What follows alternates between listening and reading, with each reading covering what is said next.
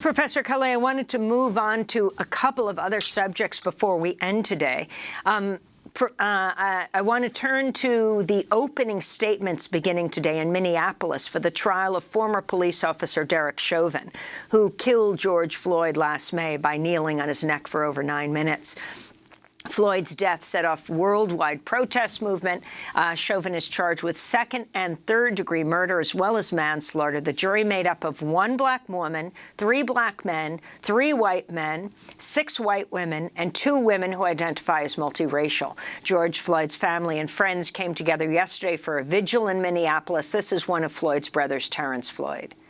We're asking the system for the justice, but this gathering we're doing right now is what's needed. We're gonna take not one knee, but both knees. Get down, and we're gonna ask God for the justice, because our justice can't compare to his. Still with us, UCLA professor Robin D.G. Kelley, can you respond to what's happening today in Minneapolis to this trial? Sure. First, I'm not really holding my breath over whether or not Derek Chauvin will be convicted. I mean, the jury selection is pretty extraordinary. I mean, given the history of jury selection in this country, it's great that it's a little bit more representative. But there are 2 important things to keep in mind. One is that the fact that the city has already provided a settlement to the Floyd family suggests some effort at accountability. But this trial is not so much about accountability. It's about whether or not the killing reaches a threshold of second-degree murder. But, you know, and I have to say, I'm not excited about anyone being in a cage, you know, even if you're a killer. That, to me, is not the victory. The real victory would be to end policing as we know it, to end qualified immunity, to end the conditions that enabled Derek Chauvin to take George Floyd's life and his colleagues to kind of stand there and watch, and to really divest from the kind of death-dealing systems like policing and invest in life-sustaining policies in institutions that make us safe. I mean, that, to me, that hasn't been lost.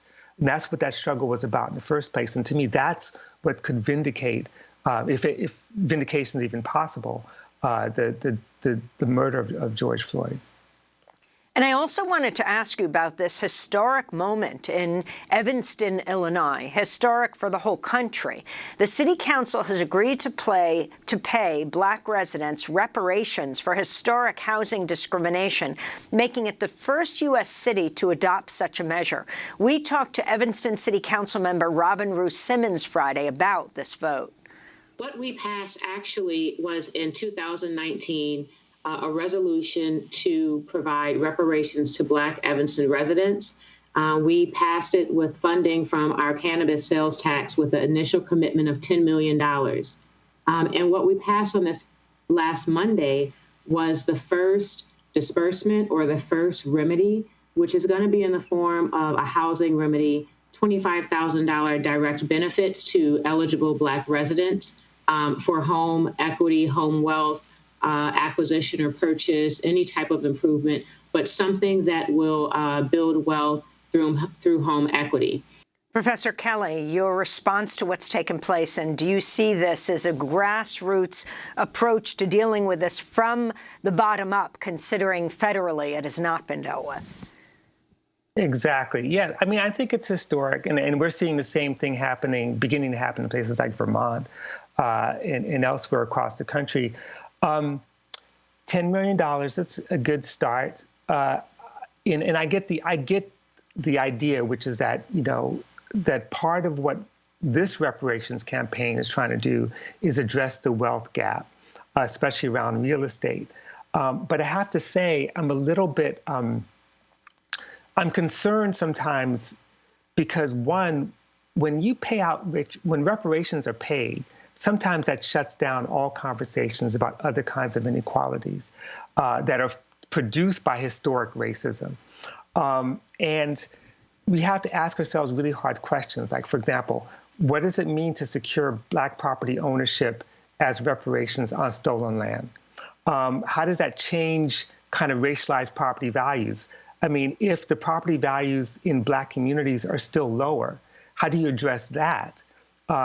If even if you can provide people startup money to put down on a home, how do we address the reasons why Black people are poorer and go to inferior schools? How do we disentangle, say, property values and property taxes from school expenditures or school budgets, like how we actually fund schools? And then we have the wealth gap. We also have the wage gap. And part of what I'm going to have this conversation with Reverend William Barber this afternoon at 3 o'clock about the Amazon workers, but it's also about, how do we address these kinds of gaps, even, through multiracial working class organizing? Because my question, of course, is, will reparations ensure not just equality, but the dismantling of the kind of racialized structures that devalued our lives, our experiences, our property, our wages in the first place? I mean, and this is something that is really important because racialized wage differentials are also compounded by gender. How are we going to address that? That women of color Black women make less money. How do we deal with other kinds of violences, sexual violence, for example, reproductive violence? That goes way beyond the loss of property. Now, so I'm not saying I'm against it. I'm just simply saying, as we move forward, this is just the beginning and opening for a larger question. And Professor Kelley, before we end, I wanted to ask you about the piece you wrote in the Boston Review, headlined "Why Cornel West's Tenure Fight Matters." Earlier this month, Cornel West announced he was leaving Harvard to rejoin Union Theological Seminary after he was denied tenure at Harvard. In this last 40 seconds we have, explain. Right. Very quickly, I think Dr. West shows enormous integrity by making a decision to leave Harvard to go back to Union in many ways. Why do I say that? Because he could have stayed at Harvard. The chances of him being fired are pretty slim, and he understands that. He was making a larger statement about what tenure is supposed to represent. That is the protection of our intellectual and academic freedom. And there's a relationship between the story you told about Bandy Lee, for example, with Cornel West, that if we can't speak out, if we can't do our work and make controversial stands 3 seconds. and not be protected, then we don't need tenure. Robin D.G. Kelley, professor of history at UCLA, who studies social movements. That does it for our show. I'm Amy Goodman. Thanks for joining us.